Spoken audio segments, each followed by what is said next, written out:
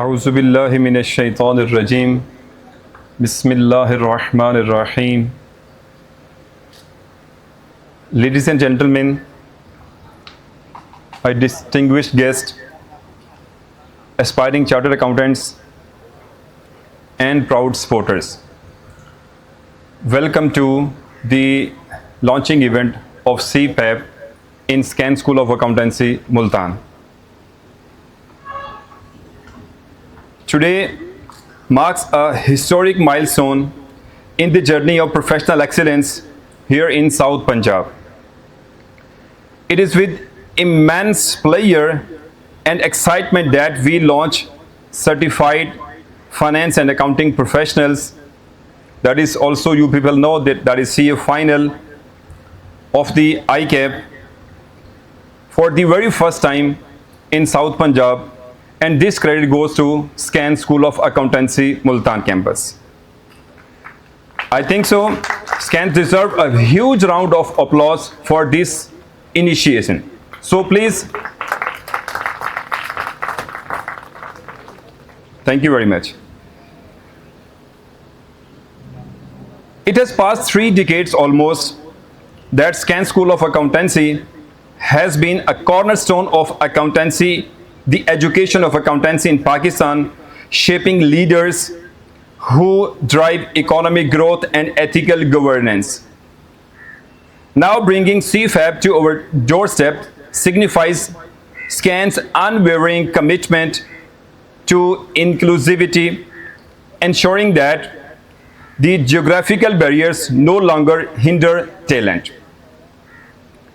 Imagine the ripple effect. Hundreds of the bright minds from Multan and vicinity and beyond delivering into advanced financial strategies and mastery and business innovation, all while staying rooted in our vibrant communities. For formal starting, I am requesting Hafiz Kashif to please come on the stage for reciting the holy verses from the Holy Book of Quran. Mr. Hafiz Muhammad Kashif. أعوذ بالله من الشيطان الرجيم.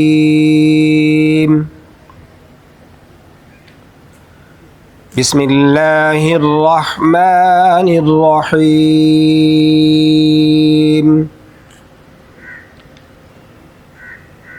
إن الذين آمنوا وعملوا الصالحات وأقاموا الصلاة وآتوا الزكاة لهم أجرهم عند ربهم ولا خوف عليهم ولا هم يحزنون.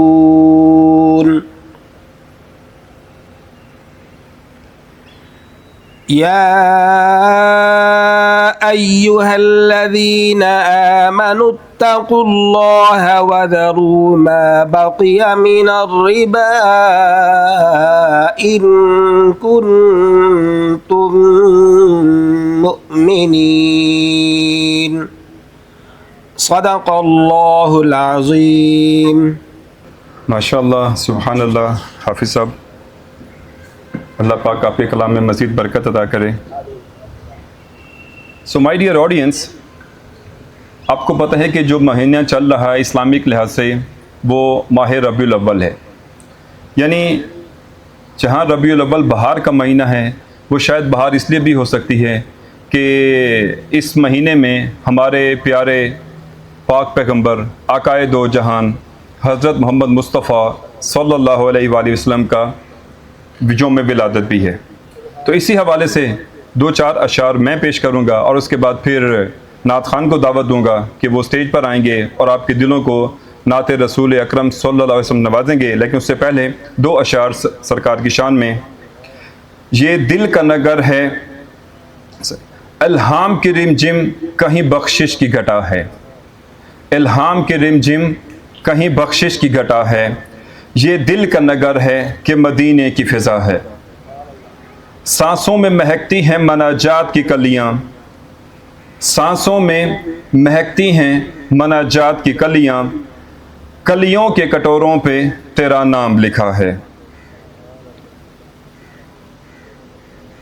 तो नाते रसूल अकरम, नाते रसूल मकबूल सल्लल्लाहु अलैहि वसल्लम के लिए मैं दावत दूंगा जनाब हाफिज़ अब्दुल रहमान कुरैशी साहब को कि वो स्टेज पर तशरीफ़ लाएँ और आपके दिलों को ज़िक्र पाक पैगम्बर हज़रत मोहम्मद मुस्तफ़ा सल्लल्लाहु अलैहि वसल्लम से लबरोज़ करें। बिस्मिल्लाहिर्रहमानिर्रहीम। अज सिक मित्रा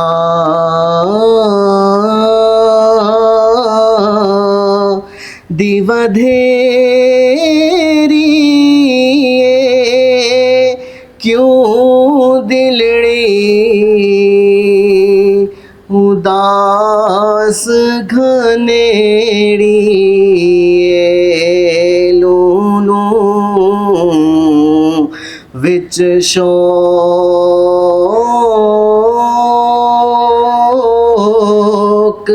चंगेड़ी अज नैना लाया क्यों झड़ियाँ अज सिक मित्रा दिवधेरी क्यों दिलड़ी उदास घनेड़ी यहाँ सूरत शाला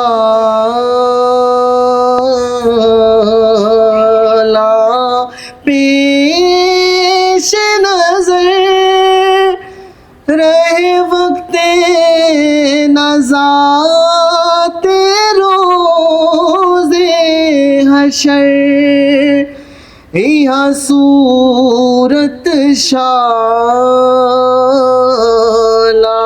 पेश नजर रहे वक्ते नज़ाते रोज़े हशर विच कबर ते पुल थी जद होसी गुजर सब खोटियाँ थी सन तद खड़ियाँ अज सिक मित्रा दिवधेरी क्यों दिलड़ी उदास घनेरी सुबहान अल्लाह माज मना का मासना का मक मला का सुबहान अल्लाह माज मना का मासना का मक मला का किथे मेहर अली किथे तेरी सना किथे मेहर अली किथे तेरी सना गुस्ताख अखियाँ किथे जाड़ियाँ किथे मेहर अली किथे तेरी सना गुस्ताख अखियाँ किथे जाड़ियाँ अज सिक मित्रा दिवधेरी क्यों दिलड़ी उदास घनेड़ी ये लूलू विच शौक चंगेड़ी ये अज नैना लाया क्यों झड़ियाँ। माशाल्लाह अब्दुर्रहमान साहब, आज आपकी पहली दफ़ा नात सुनी और ये हुनर भी आप में पोशीदा था, हमें नहीं पता था।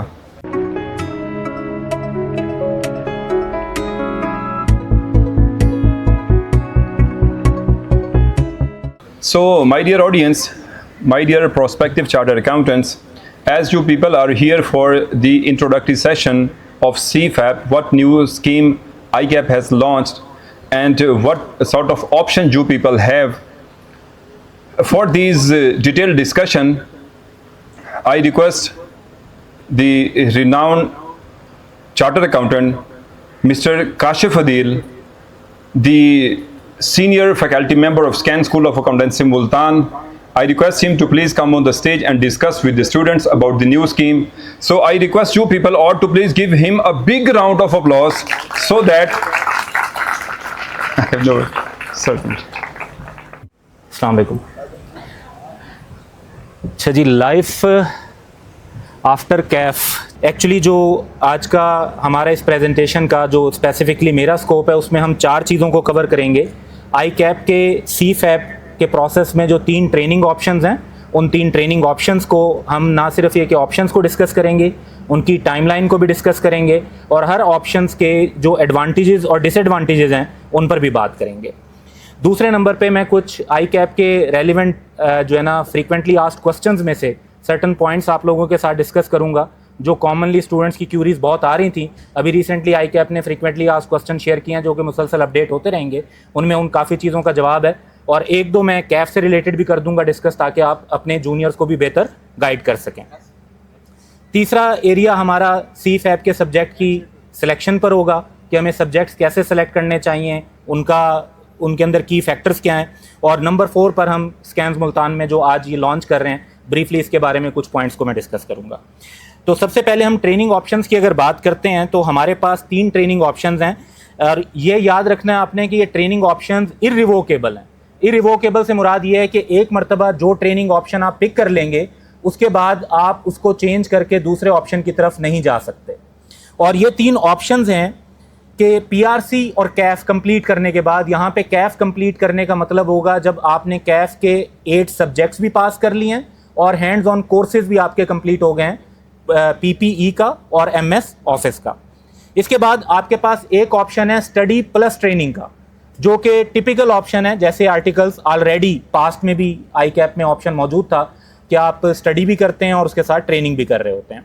दूसरा ऑप्शन जो है जिसमें अनइंटरप्टेड स्टडी का चांस है कि आप अनइंटरप्टेड स्टडी कर सकते हैं और अनइंटरप्टेड ट्रेनिंग का भी चांस है। तो 3 ऑप्शंस हैं आपके पास, एक टिपिकल, एक जिसमें आप कह लें कि स्टडी अनइंटरप्टेड। अच्छा, इसको मैंने चांस इसलिए लिखा है कि ऐसा भी हो सकता है कि आप ख़ास तौर पर डिस्ट्रैक्ट होकर 2 साल गुजार लें और आप स्टडी से कोई फ़ायदा ना उठाएं और उसके बाद ट्रेनिंग में चले जाएं। तो ये ऑप्शन सबके पास मौजूद है कि वो 2 साल को स्टडी के बजाय एक ब्रेक ऑप्शन के तौर पर यूज़ कर लें और उनका स्टेटस 2 साल में चेंज ना हो। लेकिन अगर यूटिलाइज़ करना चाहें तो इन 1 to 2 ईयर्स के अंदर आप अपने काफ़ी सारे पेपर्स पास कर सकते हैं। तीसरा ऑप्शन हमारे पास अनइंटरप्टेड ट्रेनिंग का है। स्टडी प्लस ट्रेनिंग ऑप्शन में ये होगा कि आपकी जो ट्रेनिंग है वो फ़ौरन आप स्टार्ट कर देंगे। 42 मंथ्स की ट्रेनिंग होगी। फर्स्ट एग्ज़ाम्स 12 मंथ्स की ट्रेनिंग कंप्लीट करने पर, यानी अगर आपका एग्ज़ाम होना है दिसंबर के मंथ में, तो दिसंबर के फर्स्ट की डेट से पहले आपके 12 मंथ्स की ट्रेनिंग कंप्लीट हो तो फिर आप एग्ज़ाम दे सकेंगे। अगर आपके 12 मंथ्स कंप्लीट हो रहे हैं 5 दिसंबर को, 8 दिसंबर को, 15 दिसंबर को, तो आप दिसंबर वाली अटैम्प्ट नहीं दे सकेंगे, उसके बाद वाली मार्च या जून की अटैम्प्ट दे सकेंगे। इसमें आप 12 मंथ्स की ट्रेनिंग के बाद 6 मंथ के हिसाब से CFAP के एग्ज़ाम्स दे सकते हैं, हैंड्स ऑन कोर्सेज करेंगे 2 और स्ट्रेटजिक केस स्टडी, सारा कुछ आर्टिकल्स के अंदर ही करेंगे। दूसरा जो ऑप्शन है, जो कि न्यू ऑप्शन आया और काफ़ी स्टूडेंट्स इसके बारे में इंक्वायर कर रहे हैं, वो है अनइंटरप्टेड स्टडी का चांस। इसमें यह होगा कि आप को कैफ के फ़ौरन बाद आप ट्रेनिंग स्टार्ट नहीं करेंगे, रादर आपको दो में से एक काम करना है, या तो 2 इयर्स के एक्सपायर होने का वेट करना है, या आपको मिनिमम 4 पेपर्स CFAP के पास करने हैं। अब ये मिनिमम 4 हैं, आप 5 भी कर सकते हैं, आप 6 भी कर सकते हैं। तो मिनिमम 4 पेपर्स पास करेंगे, विच एवर इज अर्लियर, उसके बाद आप अपनी ट्रेनिंग स्टार्ट कर सकते हैं। वंस अगेन ट्रेनिंग जो होगी अब 6 मंथ कम होगी, 36 मंथ की ट्रेनिंग होगी, और ट्रेनिंग में फौरन आप एग्जाम नहीं दे सकेंगे। ट्रेनिंग में वंस अगेन 12 मंथ्स कंप्लीट होने के बाद वही रूल होगा कि first day of the month of exam जो है तब तक आपके 12 मंथ्स कंप्लीट हो गए हों, फिर आप अपने CFAP के अगर कोई रिमेनिंग एग्जाम्स हैं वो या स्ट्रेटजिक केस स्टडी को अटेम्प्ट कर सकते हैं।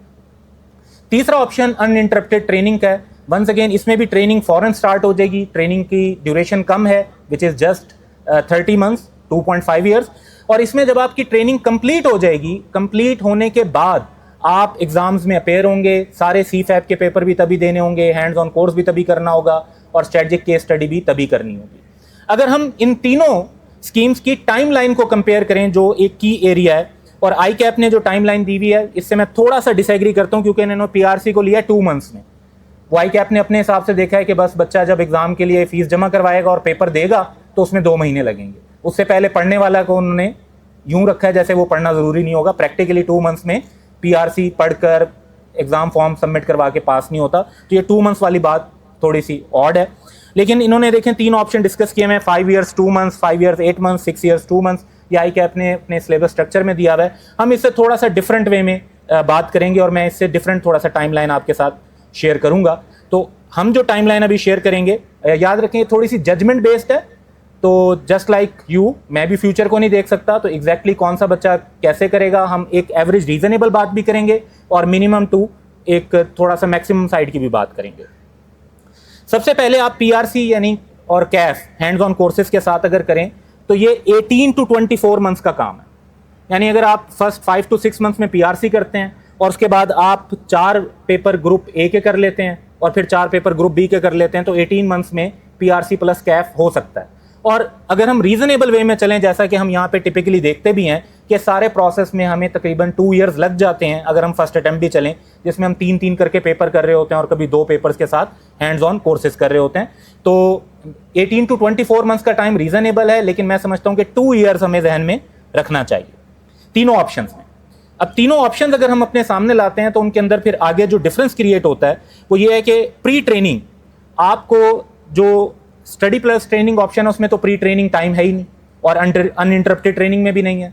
अलबत्ता अगर आप पहले कुछ पढ़ते हैं तो आपके पास 6 to 24 मंथ्स का टाइम है। आप 6 मंथ का इसलिए कि आप लेट से कहते हैं कि, और ये अभी तो नहीं पॉसिबल होगा क्योंकि हैंड्स ऑन कोर्स की आप जब तक डाटा एनालिटिक्स का नहीं करते तब तक आप ऑडिट का पेपर नहीं दे सकते, लेकिन आप लेट से कहते हैं कि फर्स्ट 6 मंथ में ही आपने सारे हैंड्स ऑन कोर्सेज भी कर लिए, 6 के 6 पेपर अटेम्प्ट भी कर लिए, पास भी कर लिए।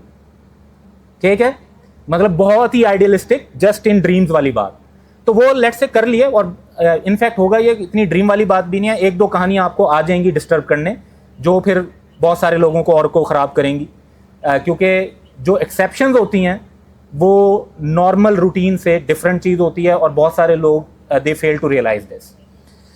तो इसमें 24 मंथ्स मैक्सिमम आपको ICAP अलाउ कर रहा है। बहुत आइडियलिस्टिक सिचुएशन देखें तो वो आपका 6 मंथ बनता है। एक रीजनेबल सिचुएशन देखें जिसमें 4 पेपर तो बड़े आराम से पास हो सकते हैं, वो 1 ईयर का टाइम है, और इवन अच्छी मेहनत करके फोकस रहकर 6 पेपर्स भी आप 1 ईयर के टाइम में पास कर सकते हैं। इसमें ज़रूरी नहीं है कि आप 2 ईयर्स ही लगाएं और आप 1 ईयर का प्रॉपर टाइम लगाकर जो है ना पूरे 6 पेपर्स कर सकते हैं। रिक्वायरमेंट 4 की है। उसके बाद ट्रेनिंग अगर देखें तो फर्स्ट ऑप्शन में 3.5 ईयर्स है, सेकंड ऑप्शन में 3 ईयर्स है, और थर्ड ऑप्शन में 2.5 ईयर्स है। पोस्ट ट्रेनिंग अगर देखें तो पहले दोनों ऑप्शन में क्योंकि ट्रेनिंग तक सारा कोर्स कंप्लीट हो चुका होगा, इवन सेकंड ऑप्शन में अगर आपके 2 पेपर रहते भी थे तो वो आप बाकी ट्रेनिंग के दौरान कंप्लीट कर लेते हैं, स्ट्रेटजिक केस स्टडी भी तभी कर लेते हैं। जबकि जो थर्ड ऑप्शन है अनइंटरप्टेड ट्रेनिंग का, इसमें आपको सारे पेपर CFAP के जो है ना वो करने पड़ेंगे बाद में। और आइडियल सिचुएशन में लेकर चलूं तो वो तकरीबन 1.5 ईयर्स का टाइम बनेगा कि आप 3 पेपर करते हैं फर्स्ट 6 मंथ में विद हैंड्स ऑन कोर्सेज, फिर 3 पेपर करते हैं, और फिर जब वो पेपर हो जाते हैं तो फिर आप 6 मंथ लगाते हैं स्ट्रेटजिक केस स्टडी करने में। तो इस तरह 1.5 ईयर्स का टाइम इसमें बाद में भी लग जाता है। ओवरऑल अगर हम रीजनेबल टाइम देखें तो जो हमारे पास करंट ऑप्शन है टाइम वाइज तो वही सबसे एफिशिएंट है, 5.5 ईयर्स का टाइम है, जबकि बाकी दोनों ऑप्शंस में 6 ईयर्स का टाइम लग रहा है। क्योंकि आपको 6 मंथ स्टडी में ज़्यादा लग जाते हैं और ट्रेनिंग में 6 मंथ कम हो रहे होते हैं, जो अनइंटरप्टेड स्टडी है। और अनइंटरप्टेड जो ट्रेनिंग है उसमें आपको आर्टिकल्स में 1 ईयर बच रहा है, लेकिन बाद में स्टडी पर एक्स्ट्रा 1.5 ईयर्स तकरीबन आपको लगाना पड़ रहा है। तो बाकी दोनों ऑप्शन टाइम के हिसाब से सेम है। अब जो सबसे कॉमन क्वेश्चन ऑलरेडी स्टूडेंट्स का मेरे पास आ भी रहा था और आइंदा भी आता जाएगा कि हमें इन 3 ऑप्शन में से क्या सिलेक्ट करना चाहिए, और एक होती है जनरलाइज किस्म की बात। मैंने इसको डिफरेंट बेंचमार्क्स पर इवेल्युएट किया है, तो मैं आपके साथ 9 बेंचमार्क्स डिस्कस करूंगा जिन पर हम हर ऑप्शन को कंपेयर करेंगे। तो तीनों ऑप्शंस हमारे सामने हैं। पहला बेंचमार्क जो हम अपने सामने रखेंगे वो है 6 मंथ का एडवांटेज। जाहिर बात है जो हमारा एग्जिस्टिंग पैटर्न है उसमें अभी जैसे हमने नोटिस किया था कि आपको 6 मंथ्स का कम टाइम लगता है, बाकी दोनों में आपको वो 6 मंथ का एडवांटेज अवेलेबल नहीं है। तो टाइम वाइज अगर आप देखें तो स्टडी प्लस ट्रेनिंग जो है वो एक फेवरेबल ऑप्शन नजर आता है। दूसरा एस्पेक्ट है स्टडी लीव्स। स्टडी लीव्स भी स्टडी प्लस ट्रेनिंग में सबसे ज़्यादा हैं, और अगर अनइंटरप्टेड स्टडी के चांस को देखें तो उसमें थोड़ी कम है, और अनइंटरप्टेड ट्रेनिंग में तो क्योंकि फर्म ने आपको स्टडी के लिए लीव्स अलाउ ही नहीं करनी, तो आपकी गिनी चुनी लीव्स होंगी। हार्डली आपको 2.5 ईयर्स के अंदर 30-40 लीव्स फर्म की तरफ से मिलेंगी, वो भी समझ लें वो sick leave and emergency leaves हैं, स्टडी के लिए लीव्स उसमें शामिल नहीं है। फिर आ जाता है स्टाइपेंड। स्टडी प्लस ट्रेनिंग में क्योंकि आई कैप में जो स्टाइपेंड है वो जैसे जैसे आपके पेपर्स मजीद पास होते जाते हैं आपका स्टाइपेंड बढ़ता जाता है, तो स्टडी प्लस ट्रेनिंग में आपका स्टाइपेंड शुरू में कम होगा और आहिस्ता आहिस्ता ज़्यादा होता जाएगा। जब आप प्रॉपर पहले ही कुछ पेपर पास करके जाते हैं तो लाइकली अगर आप पूरे 6 पेपर्स पास कर लेते हैं CFAP के, तो फ्रॉम द बिगनिंग आप बहुत हाई स्टाइपेंड ले सकते हैं, और 1 ईयर के बाद आप स्ट्रेटजिक केस स्टडी कर मैक्सिमम स्टाइपेंड जो है वो भी यूटिलाइज कर सकते हैं रिमेनिंग आर्टिकल्स के अंदर। और अनइंटरप्टेड ट्रेनिंग में आपका स्टाइपेंड कम होगा और कम ही रहेगा क्योंकि मजीद पेपर आपके पास नहीं होंगे। ठीक है, तो stipend through out the articles आपका जो है ना मिनिमम लेवल पर ही चलेगा। उसके बाद है ट्रेनिंग ऑर्गेनाइजेशन लाइकली आपको कैसे मिल सकते हैं। Once again it's a personal judgment. Study plus training में तो टिपिकल सिनेरियो रहेगा, अलबत्ता अनइंटरप्टेड स्टडी वाले चांस में मुझे ये लगता है कि आपको इंडस्ट्री ज़्यादा फेवर करेगी और बिग फर्म्स भी ज़्यादा फेवर करेंगी। कंपैरेटिवली जो स्मॉलर फर्म्स हैं वो अनइंटरप्टेड ट्रेनिंग वाले स्टूडेंट्स को ज़्यादा बेहतर डील करेंगी और ज़्यादा उनको अकोमोडेट करेंगी। उसकी रीज़न ये है कि जो स्मॉलर फर्म्स होती हैं उनको स्टाइपेंड भी कम देना पसंद होता है और उनको छुट्टियां भी ज़्यादा बुरी लगती हैं। तो ये दोनों चीज़ें अनइंटरप्टेड ट्रेनिंग वाली साइड पर हमें नज़र आ रही हैं। दूसरी तरफ अगर आप देखें जो बिग फर्म्स होती हैं उनके लिए बजट इतना बड़ा इशू नहीं होता, दे वैल्यू द हाई स्किल, और जब एक स्टूडेंट ज़्यादा पेपर पास कर आएगा तो उसकी स्किल्स बेहतर होंगी। और इसी तरह इंडस्ट्री को भी जो है ना बजट या पैसों का इतना बड़ा डिफरेंस नहीं है स्टाइपेंड में। एक स्टूडेंट के लिए तो डिफरेंस हो सकता है कि जी 25,000 और 80,000 में बहुत बड़ा फ़र्क है, लेकिन एक फर्म के लिए अगर आप कॉस्ट वाइज देखें तो 25,000 और 80,000 या 100,000 एक मेजर डिफरेंस ऑफ कॉस्ट नहीं है अगर आपको वैल्यू एडिशन स्किल के थ्रू मिल रहा है।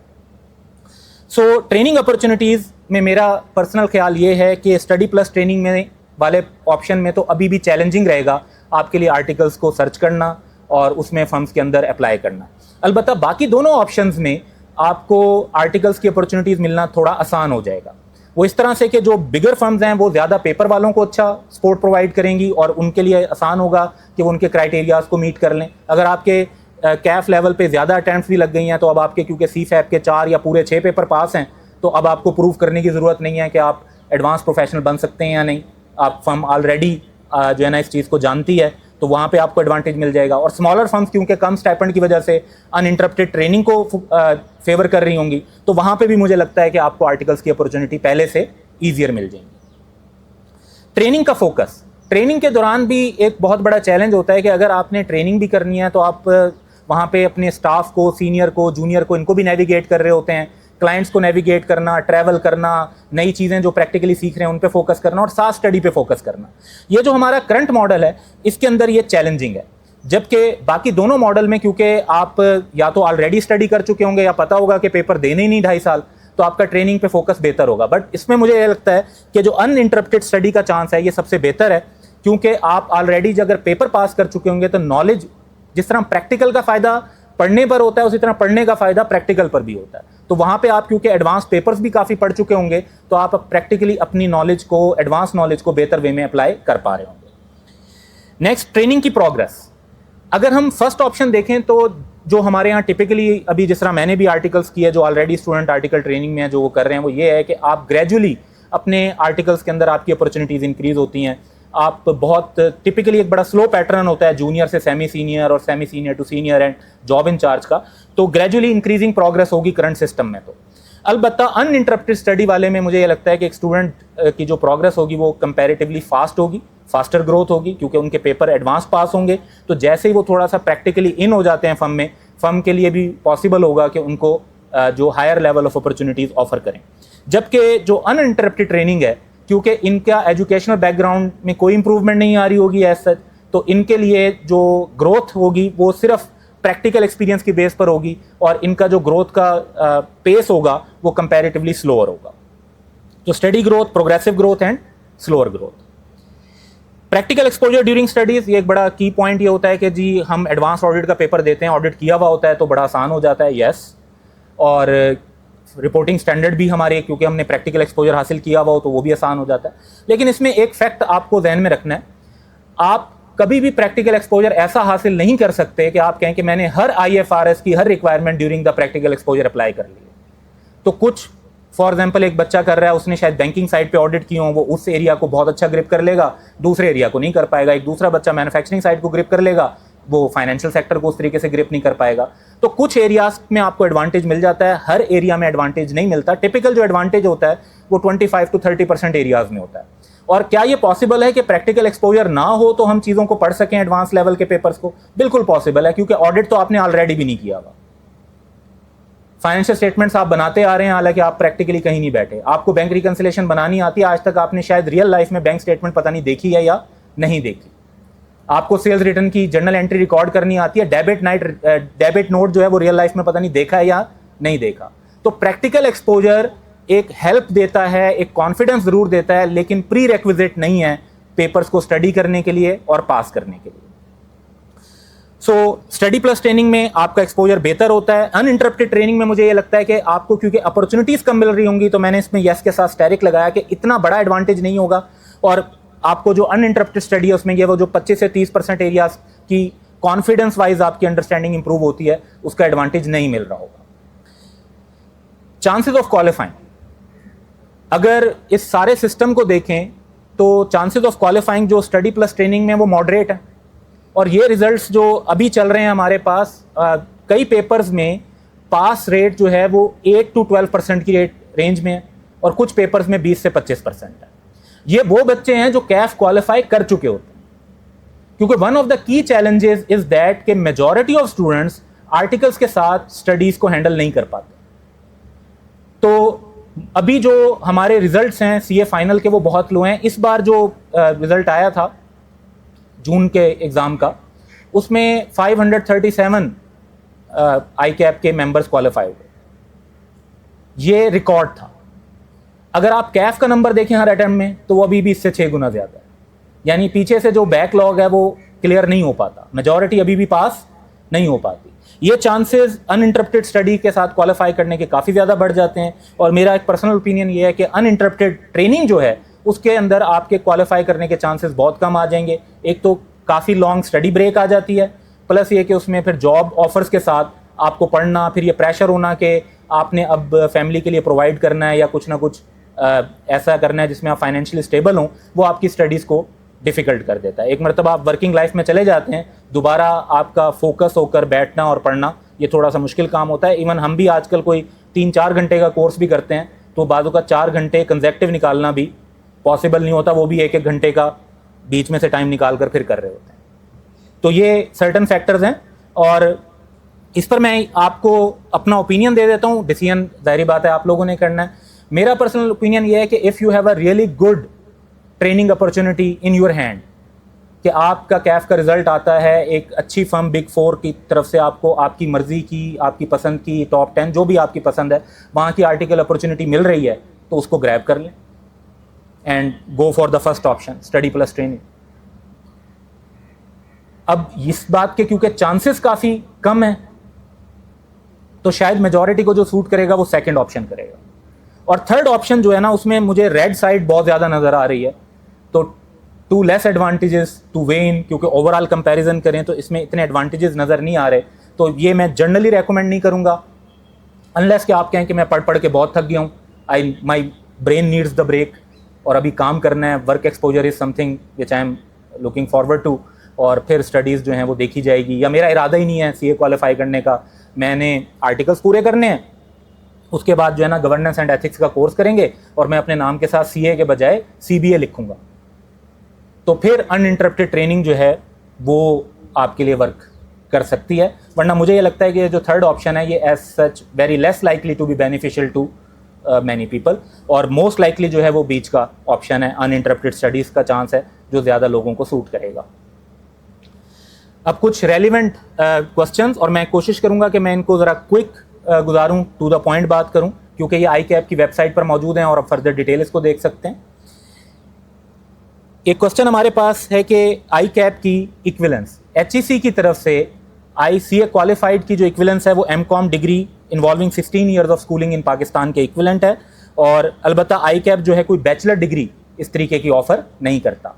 अब क्योंकि बैचलर डिग्री कई जगह पर, ख़ासतौर पे जो मिडल ईस्ट है उसके कई कंट्रीज़ में, सऊदी अरेबिया, UAE वगैरह में एक इशू भी बन रहा है जॉब के लिए, क्योंकि वहाँ पर वो यूनिवर्सिटी बेस्ड जब लॉज बनाते हैं तो वो कहते हैं कि अगर आपके पास ग्रेजुएशन नहीं है तो आपको जॉब या वीज़ा लेने में मसला आता है।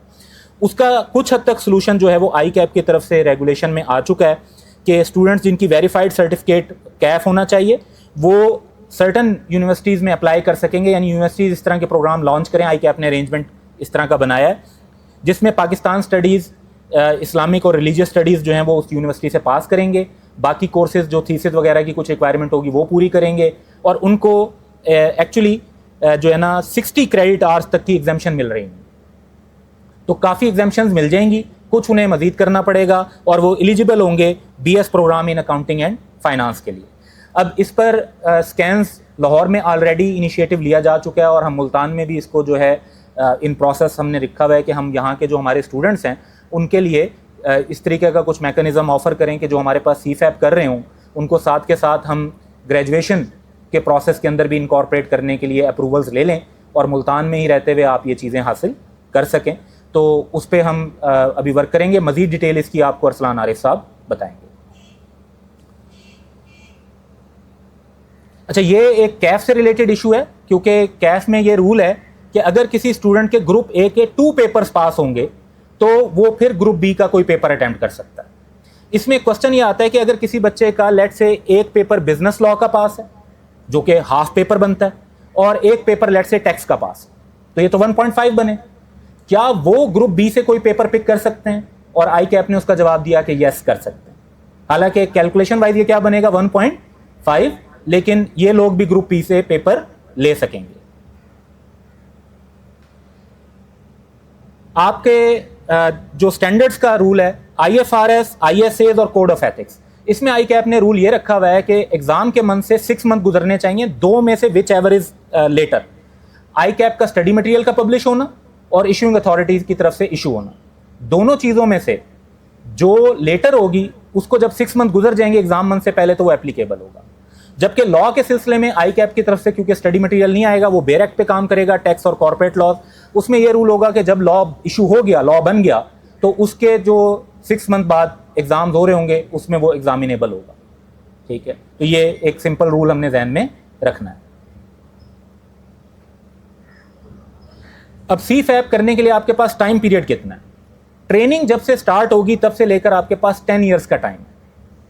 ठीक है, अब इसमें अगर आप 4 पेपर पास कर लेते हैं तो फिर टाइम लिमिट खत्म हो जाएगी।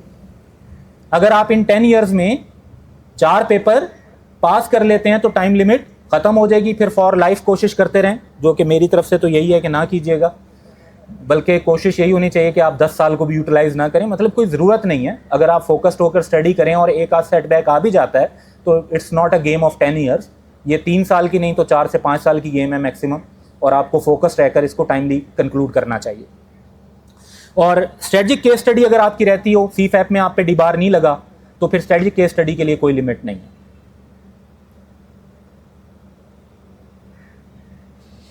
मिनिमम पेपर और मैक्सिमम पेपर, PRC में कोई लिमिट नहीं है। CAF के अंदर 4 पेपर्स की लिमिट है जो आप अटेम्प्ट कर सकते हैं, मिनिमम की तो कोई नहीं है, 1 भी कर सकते हैं, 2 भी।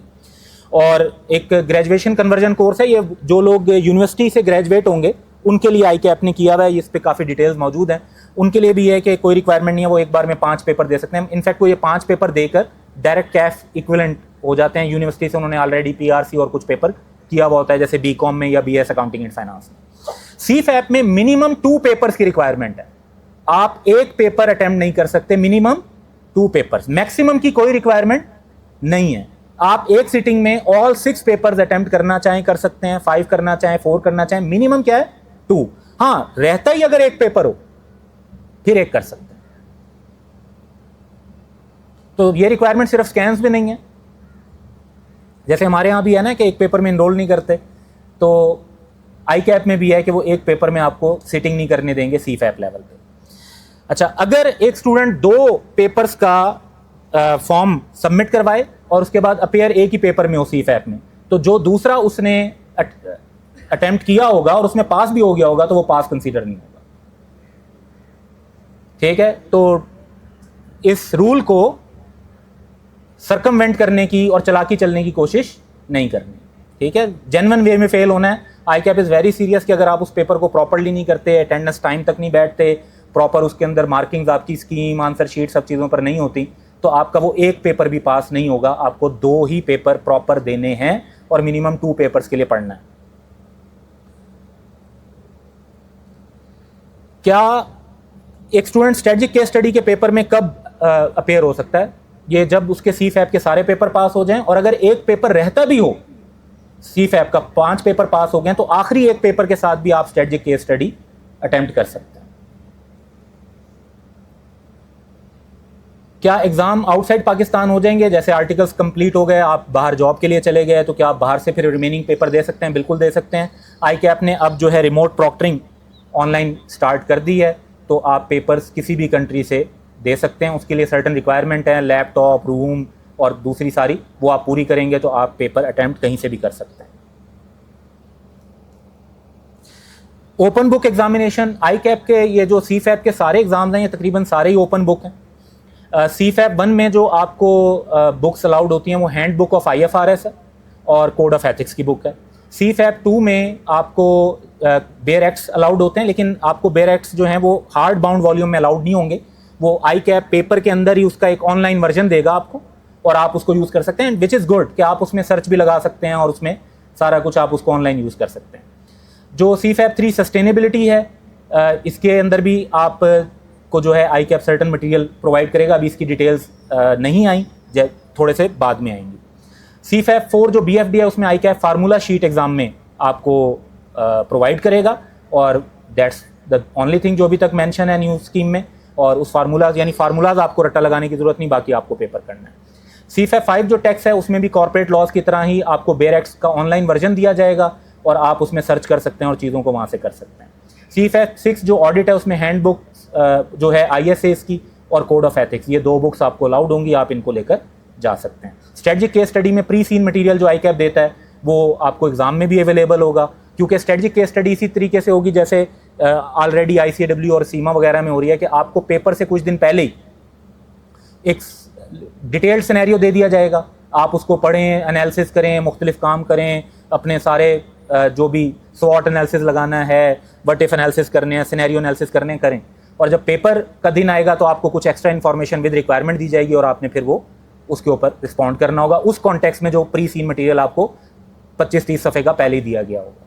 ठीक है, तो वो उस पूरी कंपनी की बैकग्राउंड इन्फॉर्मेशन आप पहले से अपने जहन में रख के जाएंगे, ऑन द स्पॉट आप मजीद इन्फॉर्मेशन देखेंगे और उसके मुताबिक केस स्टडी को रिस्पॉन्ड करेंगे।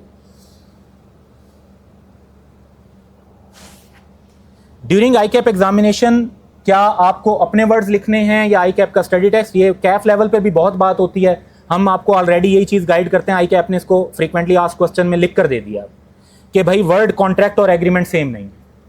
तो बाज़-औक़ात ओवर स्मार्ट होने के चक्कर में स्टूडेंट कहता है कि क्योंकि ये लगे कि मैंने खुद लिखा है, हर लफ्ज़ का वो एक अल्टरनेटिव वर्ड लिखकर कोशिश करते हैं इम्प्रेस करने की। और फैक्ट ये है अनफॉर्चुनेटली कि आपका जो एग्ज़ामिनर है, आप जितना भी अच्छा भी पढ़ लें इस लेवल पे, आप उसको इम्प्रेस नहीं कर सकते। ठीक है, उसने आपसे अभी बहुत ज़्यादा आगे पढ़ा हुआ। तो this is not the moment to impress, this is the moment to pass. Pass करने के लिए जानबूझ के कोशिश ना करें, कि आप टर्मिनोलॉजी और वर्डिंग को चेंज करें। हाँ, अलबत्ता सेम सेंटेंस स्ट्रक्चर या एग्जैक्ट रट्टा लगाकर सेम सेंटेंसेस लिखने की कोई रिक्वायरमेंट नहीं है। ऑल्टर ओपिनियन और ऑल्टर जजमेंट सेम बात नहीं है।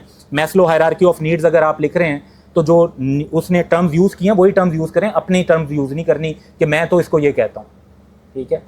काफ़ी इनअप्रोप्रिएट भी हो जाता है एट टाइम्स। QAT साल में 5 मरतबा ऑफर होगा। इंटरेस्टिंगली इसमें नवंबर का मंथ भी है, क्योंकि आई थिंक FSC के बाद जब बच्चे आ रहे होते हैं तो नवंबर और दिसंबर 2 मंथ्स कंसेक्टिव ICAP ये ऑफर दे रहा है। PRC में वही 6 अटैम्प्ट्स हैं ऑड नंबर ऑफ मंथ में। कैफ के लिए सेमी एनुअली है, जो कि अभी मार्च में हो रहा है, बाद में अगस्त और फरवरी पे शिफ्ट हो जाएगा। CFAP में क्वार्टरली है। लेकिन अगर मैं यहाँ पे आपके साथ एक प्रैक्टिकल पर्सपेक्टिव डिस्कस करूँ तो CFAP में भी आपको वैसे तो ये है कि अगर आप ट्रेनिंग में नहीं हैं तो आप क्वार्टरली अटैम्प्ट कर सकते हैं, और अगर आप ट्रेनिंग में हैं तो फिर आपकी फर्म पिक करती है कोई से 2, या तो मार्च और सितंबर पिक करेगी या जून और दिसंबर, फिर आपको वो फॉलो करना होगा ड्यूरिंग ट्रेनिंग। तो ड्यूरिंग ट्रेनिंग वालों के लिए तो 6 मंथ वाला ही रूल है।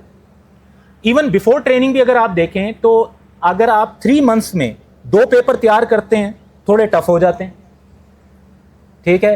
1 पेपर दे नहीं सकते, 3 करें तो नियर टू इम्पॉसिबल हो जाता है। तो प्रैक्टिकली काफ़ी ज़्यादा यही रहेगा कि आपके लिए रीज़नेबल यही होगा कि अक्रॉस 6 मंथ्स आप 3 पेपर प्रिपेयर करके फिर दें। और स्ट्रेटजिक केस स्टडी तो है ही सेमी एनुअल, जो कि जून और दिसंबर चलेगा। तो ओवरऑल मॉडल जो है वो जून और दिसंबर का ही चलने का ज़्यादा चांस है। बाकी ये है कि हाँ, कोई पेपर रह जाता है और उसको कंप्लीट करने के लिए उसके साथ एक और पेपर मिलाकर अगर आप कर रहे हो तो वो एक फ्लेक्सिबिलिटी आपके पास क्वार्टरली सिस्टम में मौजूद रहेगी। उसको जिसको यूटिलाइज करने की ज़रूरत पड़े वो करें। हैंड्स ऑन कोर्सेज में रिक्वायरमेंट है, ये जहन में रखनी है आपने कि AI और डाटा एनालिटिक्स का जो कोर्स है ये ऑडिट का पेपर अटेम्प्ट करने से पहले पास करना ज़रूरी है, इसलिए इसको तो शुरू में ही कर लेना चाहिए। और फिर इसी तरह से इंटीग्रेटेड मॉड्यूल है गवर्नेंस एंड एथिक्स पर, ये स्ट्रेटजिक केस स्टडी को अटेम्प्ट करने से पहले आपको पास करना पड़ेगा। तो ये रिक्वायरमेंट्स हैं इनकी। आप बाकी पेपर अटेम्प्ट कर सकते हैं इनके बगैर, लेकिन ऑडिट का जो ऑडिट एश्योरेंस एंड डाटा का जो पेपर है उसके लिए आपको AI एंड डाटा एनालिटिक्स का हैंड्स ऑन कोर्स करना है और इंटीग्रेटेड मॉड्यूल करना है आपने गवर्नेंस एंड एथिक्स का स्ट्रेटजिक केस स्टडी से पहले। इनके जो आवर्स हैं 90 आवर्स का AI एंड डाटा एनालिटिक्स है और 40 आवर्स का गवर्नेंस एंड एथिक्स है। क्या ट्रेनी स्टूडेंट्स सर्विस ब्रेक ले सकते हैं? फीमेल स्टूडेंट्स के लिए तो अप टू 1 ईयर अलाउड है for the reason of maternity और मैरिज, जबकि male students always at disadvantage in this regard, वो मैक्सिमम 6 मंथ्स का ब्रेक अवेल कर सकते हैं। तो पाकिस्तान में कुछ तो पैटर्निटी लीव्स वगैरह भी इंट्रोड्यूस हुई थी कुछ लेवल पे, तो लेट्स सी के वो अगर यहाँ आ जाती है तो उसको भी देखना चाहिए। क्या एक बच्चे के अगर 4 पेपर पास हो जाएं CFAP के, लेट्स से फर्स्ट 6 मंथ में ही उसने 4 पेपर पास कर लिए और वो अभी ट्रेनिंग में नहीं जाना चाहता, स्टूडेंट ये चाहता है कि वो पूरे 6 पास कर ले मजीद इजीली और उसके बाद वो ट्रेनिंग में जाए, तो क्या उसके लिए 4 पेपर पास करते ही ट्रेनिंग में जाना पड़ेगा? The answer is no. वो इजीली अपने 6 पेपर्स पास कर सकते हैं। अगर वो उन्होंने 4 पास कर भी लिए हैं तो उनके लिए ट्रेनिंग कंपलसरी नहीं हो जाएगी, ऑप्शन आएगा। तो यानी आप अगर 3 पेपर पहले करते हैं 3 बाद में करते हैं, ऐसा भी कर सकते हैं। 4 पेपर पहले करते हैं 2 बाद में करते हैं, ऐसा भी कर सकते हैं। तो ये आपकी चॉइस होगी। 4 पेपर करते ही आपके लिए ट्रेनिंग लाजमी नहीं हो जाएगी, आपके पास स्टिल ऑप्शन होगा कि रिमेनिंग 2 पेपर आराम से करें और फिर ट्रेनिंग में जाएं। CFAP के सब्जेक्ट सिलेक्शन, हमारा पहला सब्जेक्ट है CFAP 1 एडवांस कॉर्पोरेट रिपोर्टिंग। ये कंप्यूटेशनल पेपर है प्रीडोमिनेंटली, मतलब सारे का सारा नहीं, लेकिन प्रीडोमिनेंटली आप इसे कह सकते हैं कि ये कंप्यूटेशनल पेपर है। दूसरा paper corporate laws and governance, ये प्रीडोमिनेंटली थ्योरेटिकल पेपर है और इसमें काफ़ी ज़्यादा सिलेबस है जो कवर करना पड़ता है। गुड थिंग इज़ दैट कि बेयर एक्ट्स आपके पास अवेलेबल होंगे एग्ज़ाम में भी, और बैड थिंग इज़ दैट कि वो अवेलेबल होने के बावजूद भी ये पेपर डिफ़िकल्ट होगा। तीसरा पेपर CFAP 3 है, सस्टेनेबिलिटी रिपोर्टिंग एंड एश्योरेंस। मैंने रिसेंटली इस पर IFRS की तरफ से जो कोर्सेज लॉन्च किए गए थे वो कंप्लीट किए हैं। तो now I have 4 certifications on sustainability on by IFRS sustainability foundation. ये हाइब्रिड नेचर का कोर्स है क्योंकि इसमें ICAP ने जो सिलेबस बनाया है वो 3 एंगल्स को कवर करता है। एक है रिपोर्टिंग साइड, फाइनेंशियल स्टेटमेंट में IFRS S1 और S2। फिर इसमें SA SB के स्टैंडर्ड हैं जिसे हमें कैलकुलेशन करनी पड़ेगी, लाइक आपका कार्बन एमिशन कैलकुलेट करना, पर टन कुछ कैलकुलेशन करना, गाड़ियाँ जो बना रहे हैं उनके इम्पैक्ट्स कैलकुलेट करना, अगर आप ऑयल इंडस्ट्री में हैं तो उसके इम्पैक्ट्स को कैलकुलेट करना, ई कॉमर्स में है तो उसके इन्वायरमेंटल और क्लाइमेट रिलेटेड इम्पैक्ट्स कैलकुलेट करना। तो इसमें कैलकुलेशन SASB में है और वो सिलेबस का पार्ट है। और तीसरा एरिया एश्योरेंस साइड का है कि इसका ऑडिट करते हुए किस तरह से चीज़ों को देखें। तो मैं इसको हाइब्रिड कहूँगा, मतलब ये मोस्टली तो थ्योरेटिकल साइड पर होगा, बट इसमें सिग्निफिकेंट लेवल पर कंप्यूटेशन भी शामिल है, क्योंकि उस कंप्यूटेशन को या तो आपके पास प्रैक्टिकल एक्सपीरियंस होना चाहिए, जो इनफैक्ट अभी तक पाकिस्तान में किसी के पास भी नहीं। पहली फाइनेंशियल स्टेटमेंट जो फेज 1 की सस्टेनेबिलिटी की बननी है वो जून 2026 में बननी है। तो राइट नाउ पाकिस्तान में आपके पास रियल लाइफ का कंप्लीट एक्सपीरियंस नहीं है। हाँ, जो लोग ऑलरेडी इसकी रिपोर्टिंग और सॉफ्टवेयर सिस्टम पे काम कर रहे हैं, ऐसे कुछ लोग मौजूद हैं जो ऑलरेडी इस पर काम कर रहे हैं। तो ये ओवरऑल हाइब्रिड है। तो या तो आपके पास प्रैक्टिकल एक्सपोजर होना चाहिए या फिर आपको इसको कंप्यूटेशनल वे में करना होगा। हमारा प्लान यही है कि हम इसको कि जो कंप्यूटेशंस हैं उनको इनकॉर्पोरेट करेंगे अपने टीचिंग मैकेनिज्म में। Artificial intelligence and data analytics HOC course, strategic business finance, इसको BFD कहते थे पहले, ये प्रीडोमिनेंटली कंप्यूटेशनल पेपर है। टैक्स प्रैक्टिसेस एंड प्लानिंग, ये हाइब्रिड है, ये कंप्यूटेशन साइड पर ज़रा ज़्यादा है और इसमें थ्योरेटिकल एरिया काफ़ी सारा है, लेकिन फिर भी कंप्यूटेशन के मुकाबले में कम है। CFF6 audit assurance and data, ये प्रीडोमिनेंटली जो है आपका थ्योरेटिकल बेस्ड पेपर है। हार्डली कोई एनालिटिकल प्रोसीजर वगैरह जब आ जाते हैं, कुछ कैलकुलेशन इन्वॉल्व करनी पड़ती है, मटेरियलिटी वगैरह या थोड़ी सी रिस्क असेसमेंट्स या कुछ इम्पैक्ट्स, लेकिन ज़्यादा फोकस इस पर जो है वो थ्योरेटिकल रहेगा। और गवर्नेंस एंड एथिक्स। सो मेरा एक ओपिनियन ये है कि अगर हम 6 मंथ्स में अगर इसको डिवाइड करते हैं तो CFF 1, 2, 3 और आर्टिफिशियल इंटेलिजेंस का हैंड्स ऑन कोर्स एक रीजनेबल कम्बिनेशन बनता है, जिसमें एक पेपर कंप्यूटेशनल है, एक थ्योरेटिकल है और एक हाइब्रिड है। सिमिलरली अगले 6 मंथ्स में अगर आप 4, 5, 6 और गवर्नेंस एंड एथिक्स करते हैं तो वो भी एक पेपर कंप्यूटेशनल है, एक हाइब्रिड है और एक थ्योरेटिकल है। बाकी अपनी पर्सनल चॉइसेस भी एग्जिस्ट करती हैं। जैसे बहुत सारे लोग ये कहते हैं ऑडिट अभी रिसेंटली पढ़ा है तो ऑडिट का पेपर पहले दे देते हैं, वो तैयार करना आसान होगा। यस, टू मच एक्सटेंट, लेकिन दोनों सिलेबस सेम नहीं है और क्वेश्चन का स्टाइल बिल्कुल भी सेम नहीं। CFAP एट स्कैंस मुल्तान की अगर हम बात करें तो हम स्टार्ट कर रहे हैं इसको 10 नवंबर 2025 से, और उसके बाद कंप्लीशन हमारा अभी प्लान ये है कि इसको 30 अप्रैल 2026 में हम कंप्लीट कर दें। मई का टाइम आपके पास खुद पढ़ने का वो प्रॉपर 1 मंथ, और जून के महीने में आप इसके एग्ज़ाम्स को अटेम्प्ट करें। इसमें आपने देखा होगा टाइम टेबल को, तो हमारी जो अप्रोच है वो बेसिकली आपके सामने ही है ऑलरेडी। आपकी सारी फैकल्टी, यूसुफ साहब हैं, अरसलान साहब हैं और मैं हूँ, तो सारी फैकल्टी को आप जानते ही हैं। तो हमारी अप्रोच स्कैंस मुल्तान में कंपैरेटिवली अक्रॉस पाकिस्तान अगर हम कंपेयर करें तो वो डिसिप्लिन्ड है और सिस्टमेटिक है, और वही अप्रोच हम CFAP में भी ऑफ़र करेंगे। क्योंकि CFAP में अगर आप अक्रॉस पाकिस्तान जो कोर्सेज ऑलरेडी ऑफ़र हो रहे हैं, बहुत सारे लोग हैं जिनका ऑलरेडी बहुत अरसे से एक्सपीरियंस है इस एरिया में, लेकिन आप लोग नोटिस करेंगे कि वहाँ पे systematic and disciplined approach lack करती है, और हम इसी गैप को एक्चुअली फिल करना चाहते हैं। क्योंकि वहाँ पर ये होता है कि कोर्स कवरेज भी प्रॉपर नहीं होती, टेस्टिंग भी उस तरीके से नहीं होती, और स्टूडेंट्स को बहुत कुछ खुद करना पड़ता है। In a sense it's a good thing, क्योंकि आप खुद करेंगे तो सीखेंगे। लेकिन अभी तक क्योंकि आप प्रैक्टिकल लाइफ में अभी नहीं जा रहे, तो हमारा दोनों तरह का काम होगा। हम आपको भी पुश करेंगे काफ़ी कुछ करने के लिए। याद रखें, CFAP में आपके लिए वो आसानियाँ नहीं होंगी जो कैफ में होती हैं। हम आपको पुश करेंगे, लेकिन हम आपको सपोर्ट भी प्रोवाइड कर रहे होंगे much better than as prevalent in market generally. हमारी faculty already you know it, time table हमने ऑलरेडी प्रोवाइड किया। अच्छा, टाइम टेबल में आपने देखा होगा हमने 3 डेज़ अभी रखा हुआ है।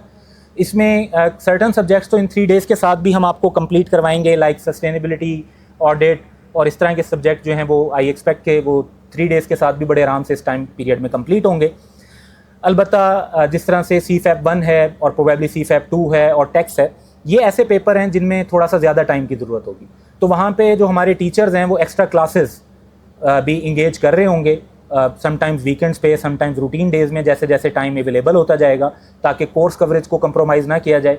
टाइम आपको भी पता है, हमें भी पता है कि एक की चैलेंज जो है हमारे पास फैकल्टी का टाइम का चैलेंज है, और उसको हमने मिलकर नेविगेट करना है। और वो हम इसी तरीके से नेविगेट करेंगे कि जहाँ जहाँ हमारे पास विंडोज़ निकलेंगी टाइम की, हम आप लोगों को वहाँ पर इंगेज करेंगे। तो आप लोगों ने CFAP में पढ़ते हुए इस चीज़ को ध्यान में रखना है कि आपकी टाइम की अवेलेबिलिटी फ्लेक्सिबल होनी चाहिए, ताकि हम कोर्स कवरेज टाइमली कर सकें और प्रॉपर वे में कर सकें। सर्टन पेपर्स में एक्स्ट्रा क्लासेस एक नॉर्म होगा, हालांकि आपने नोटिस किया होगा कि कैफ में हम ऐसा नहीं करते। हमारा एक स्टार्ट डेट होती है, एंड डेट होती है, उसके मुताबिक क्लासेस होती हैं और उसके साथ ही सारी चीज़ें कंप्लीट होती हैं। लेकिन इसमें हमें क्योंकि थोड़ा सा टाइम की कॉन्स्टेंट्स हैं, तो उसको देखते हुए हम आपको भी फ्लेक्सिबल रहना पड़ेगा और हमें भी फ्लेक्सिबल विंडोज़ देखनी पड़ेंगी। तो ये चीज़ें हैं। बाकी इन द एंड अरसलान साहब की भी हम बात सुनते हैं सब मिलकर, और उसके बाद एक देखेंगे कि क्वेश्चन एंड आंसर सेशन में अगर आपके मज़ीद कोई क्वेश्चंस हैं तो उनको भी रिस्पॉन्ड करने की कोशिश करेंगे। Thank you all.